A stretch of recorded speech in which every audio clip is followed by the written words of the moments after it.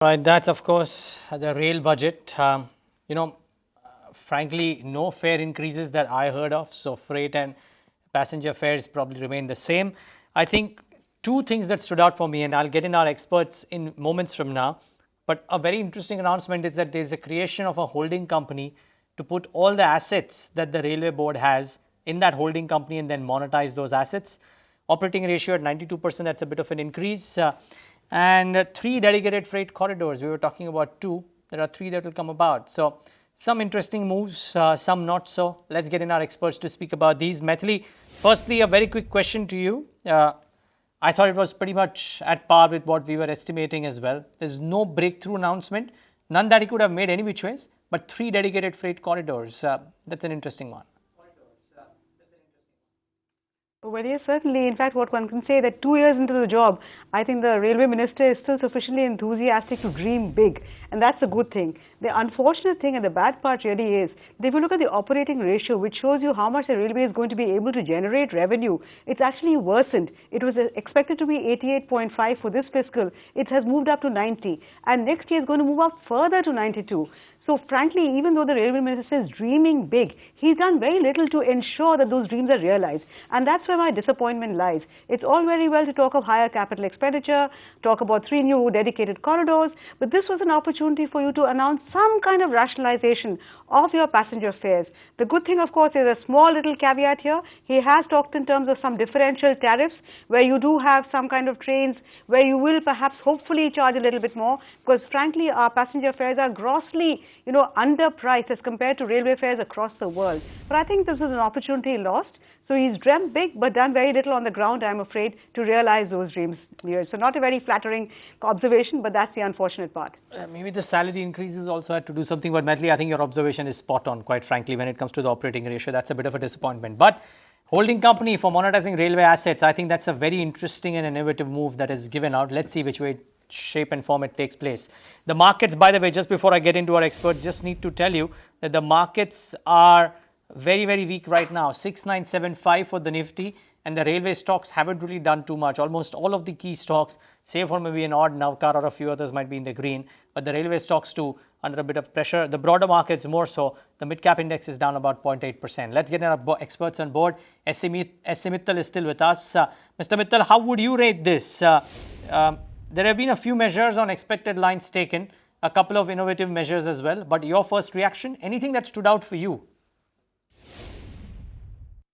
Yes, it is on the expected lines that the railway ministry is in the mode of expanding the whatever the fixed structure is there, so that they can increase the capacity. And the emphasis in the last budget also was made by the railway minister on this point, and this year he has re-emphasized. And earlier he had made some roadmap that how he is going to fund all these projects. There is a further clarity that has come in this budget, and it's a welcome move for the monetization of the PSUs. Perhaps this will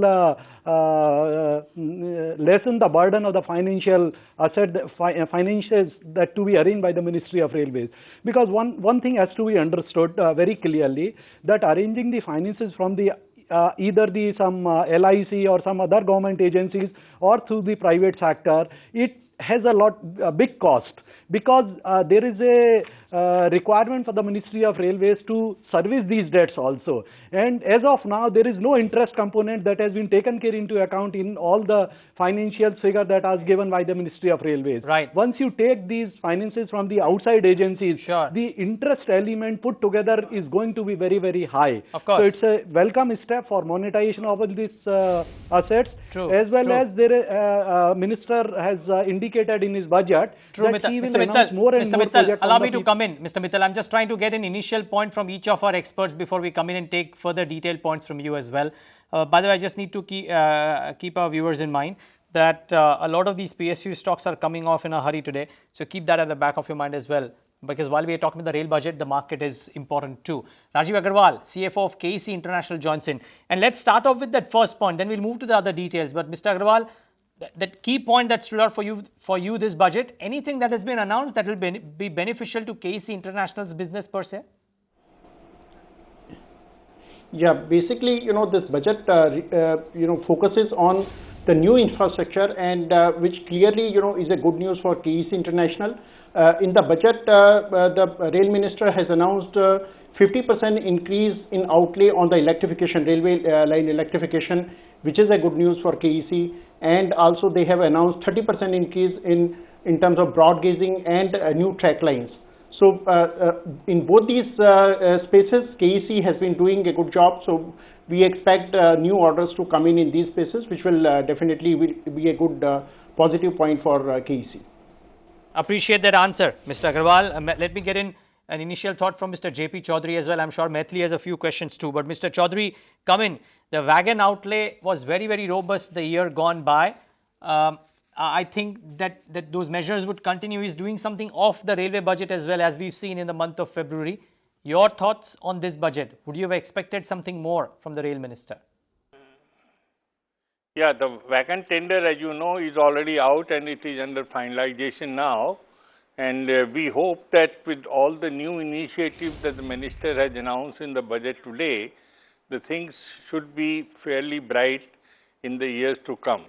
He has announced about 3 new dedicated freight corridors. He has announced a greater emphasis on the completion of the existing freight corridor.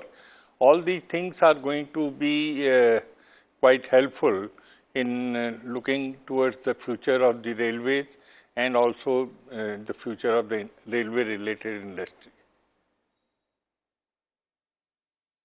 Mr. Mathur, you know, the minister has talked about monetizing assets, and he said that at the moment non-revenue receipts are less than about 5% as compared to other railways. So here I have 2 questions. Should the railways be looking at, you know, the business of the railways is the Indian railway system.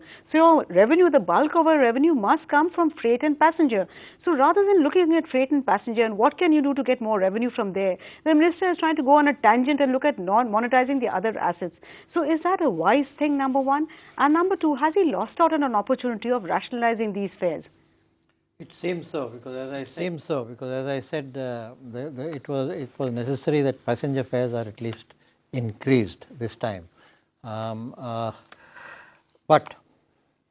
to answer your question, there are many railways which do raise very substantial amounts from alternative sources of revenue. For example, we have for so many years now, and they have this huge database. So that is something they should have capitalized on. Why is IR not able to do it? I think the effort has not been there. The very fact that he is going to focus in that area, I think, is a positive sign. The main asset the railway has, which can generate revenue, is land. It's land and it is station areas. And the redevelopment of stations offers a very good opportunity for... so what have been the stumbling blocks in the past that the railways could not... I mean, it has been going on for 10 years, the redevelopment of stations. I was General Manager Northern Railway when I started work on New Delhi stations. But you require very close coordination between local government, state government and the railways. So a lot of hurdles have come in this coordination. For example, Delhi's thing fell through at that time because of adequate approach not being there to the railway station. So you need to set up these interdisciplinary teams involving, you know, all agencies concerned in order to ensure that this goes through in a time-bound manner. But so raising sources through alternative sources is an important announcement. But I think from an industry point of view, the increase in the annual capital budget to 1.21 thousand crores, 1,21,000 crores, is a positive sign. They have announced 44 new projects. We'll get to know the details, worth 92,000 crores. So that is a good sign. I hope they are like last year. He laid emphasis on doubling and gauge conversion and everything that will build capacity, electrification. I hope that has continued. Details you'll only get to know when you actually see the projects. The 3 DFCs have still to be sanctioned, but it's a good sign that he has actually announced them. He has talked about savings, which is important because, as I mentioned, railways normally does not look at costs. So one of the methods of saving he's talked about is actually through fuel charges, that is reducing the electricity bill on electric traction and diesel traction. What I liked very much is his focus on the freight traffic, which is expanding the freight basket he talked of, rationalization of freight tariff, development of terminals, and putting in a lot of other initiatives in order to improve or increase revenue from rail traffic. Station development he also talked about. There was a lot of emphasis on passenger amenities, which to my mind are really, if you look at the railways as a whole, not all that significant, but needs to be done. It needs to be done for the organizational reform is the last point I'll mention, which has been, which is necessary, and focus on business segments needs to come back. All right. That's a complete synopsis out there, and let's get in some more voices in the discussion as well. Mr. Ravi Uppal joins in. Mr. Uppal, good afternoon, and your thoughts really, I mean, there's so many measures that have been done. If you're indeed laying out more tracks, maybe some more orders, as Mr. Chaudhary was saying, for the wagons, so on and so forth, all of that would probably lead to increased demand. How would you rate this rail budget for your company and even otherwise? Well, you know that my overall assessment of the budget presented by Minister is very positive. I think that he has basically maintained the continuity of direction that he had described last year. The government continues to expand, they continue to upgrade and modernize the complete railway infrastructure.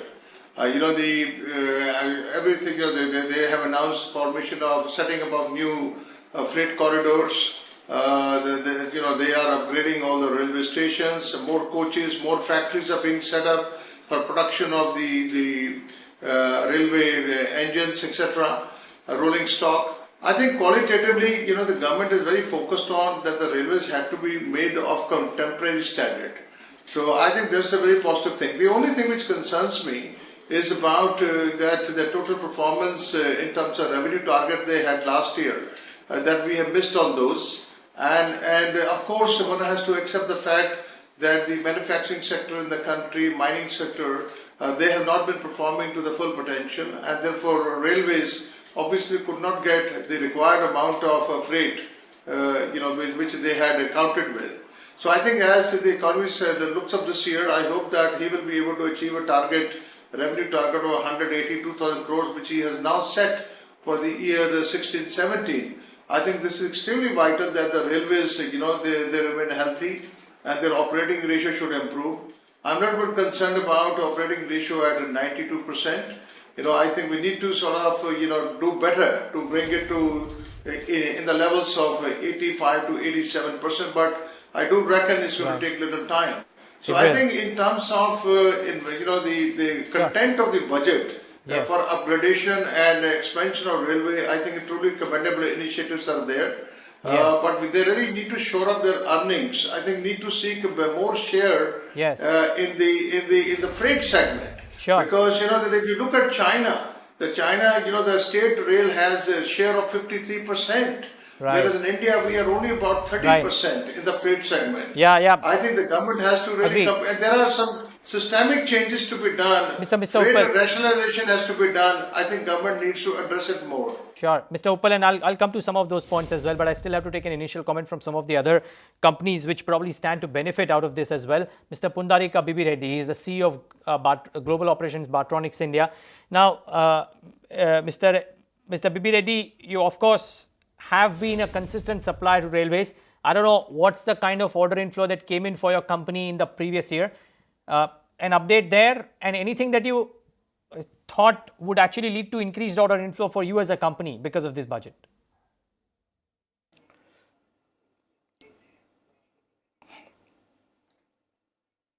I don't think Mr. Bibi Reddy can hear me. Thanks for having me today. In fact, the brightest signal for the company has been when the minister talked about barcode ticketing. Hello, are you able to hear me? Please carry on. The brighter side, I was from the company's perspective, has been on the vision what he has talked about barcode ticketing and handheld ticketing systems, which is a sign of good hope for us because we are in that market and we are very strong in those areas, and that gives me a very positive hope for our business growth while partnering with railway needs. And overall, I felt that the strategy and the vision has been set by the minister, and he has been focusing. If you see the last year's budget, so the railways has been going through a vicious cycle of underinvestment, congestion, and overutilization. Right. And he has made steps in this budget to take care of all this, and I can see a strong role in terms of expanding investment. And we are very proud that Bottronics will have a better share of business by partnering with railways because of his vision to bring ticketing through handhelds and as well as the barcode system. Yeah. Right. Public-private partnership, rupee bonds, LIC is funding 1.5 lakh crores worth of projects. So there are some ways of funding that he's trying to find out. Maybe it will take some time, but let's see. Hind Rectifiers does a variety of railway transportation equipments. Mr. S.K. Nevatia has been waiting by as well. Mr. Nevatia, what stood out for you? Anything that will lead to increased order inflow for you as a company because of this budget? I saw 2 or 3 moves, nothing's that more substantial, but anything that you figured out?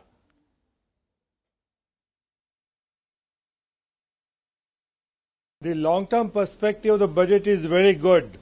It's on a very sound note, and in future we expect very good returns. But if you ask me specifically for the next year, I don't see anything clearly from the speech that something will help us. These all new railway lines, electrification will help us in the long run. But immediately if you ask me next year, it's difficult to pinpoint from the budget speech what it is there for us for immediate next year. What was the railway we know share? That 2 new Mr. clients. Nevatia, what was your share in railway orders for you as a company last year?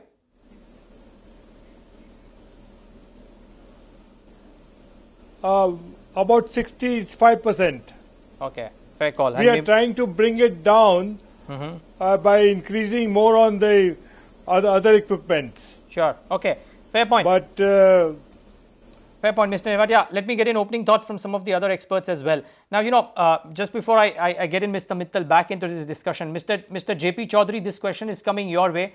A lot of wagon procurement announcements and order inflows are happening in and around this budget as well. We saw some announcement in January. Maybe some projects will be awarded in March. Do you think this 45% increase in wagon outlay that we saw last year, you could have an equal percentage increase for FY17 as well? I didn't hear any specific mention with regards to that. Well, one has to go into the details of the budget to find out the exact figures. But suffice it to say that the whole trend is very, very positive.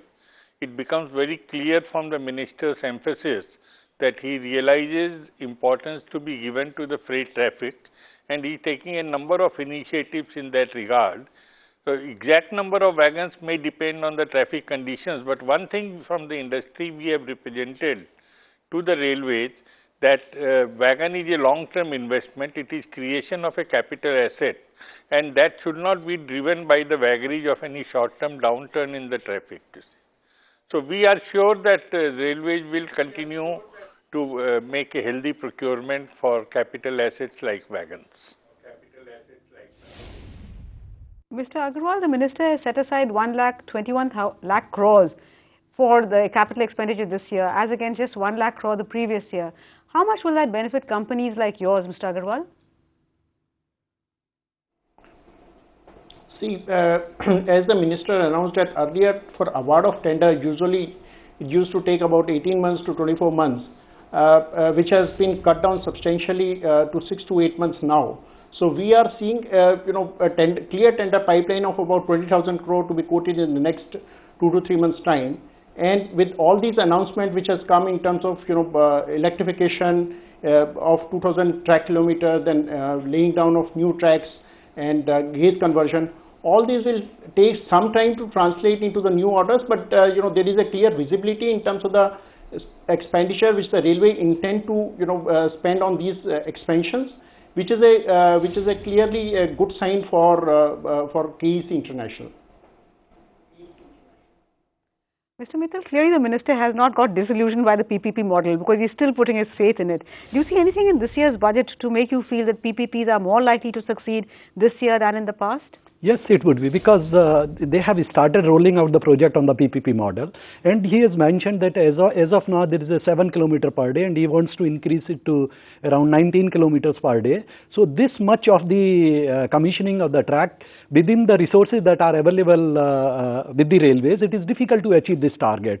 So there is no other option but to go on the PPP model, as it has been in the road sector, because earlier it has to be only 5 km or 10 km. Now we are talking about the 30 kilometers a day.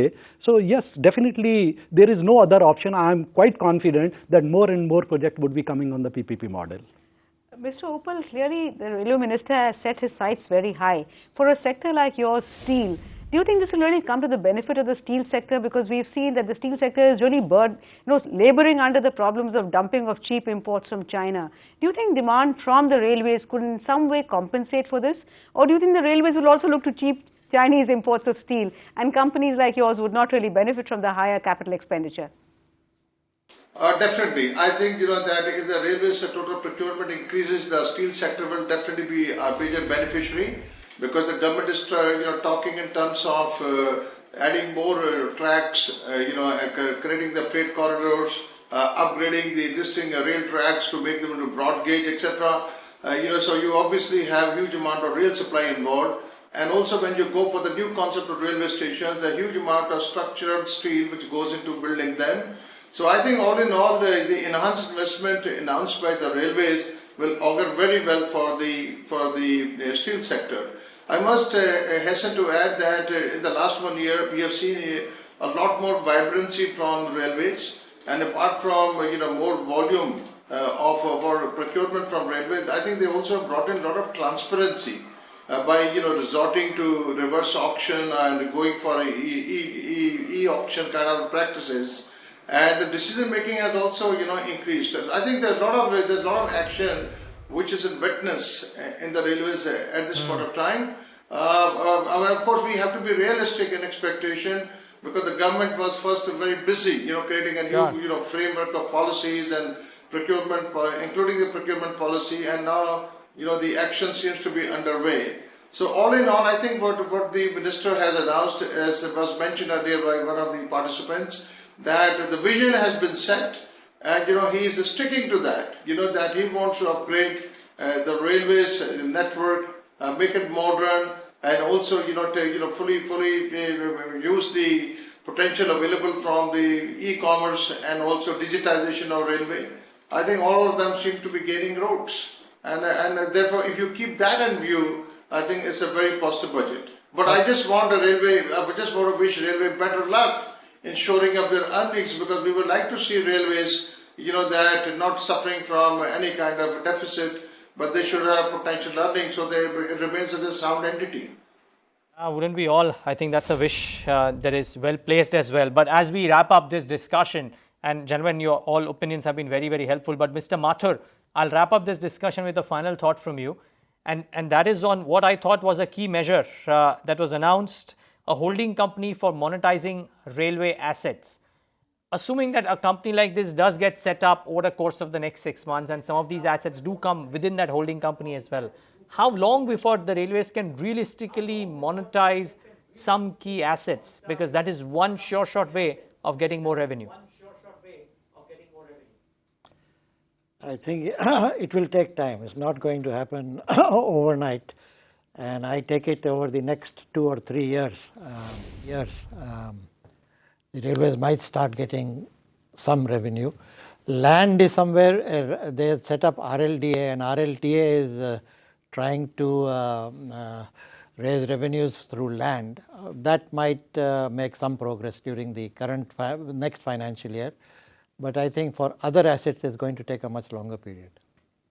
Yeah, it's a long drawn process for sure. But gentlemen, all of you, thank you so much, all of you, for taking the time out and being with us patiently while the Rail Minister was delivering his addresses.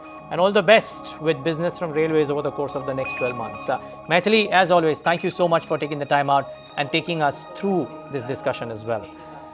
Find us on Facebook at facebook.com/ETNow and don't forget to click the like button. You can also follow us on Twitter at ETNowLive. To stay updated with all our programming, hit the subscribe button on our YouTube channel by logging on to youtube.com/user/ETNow.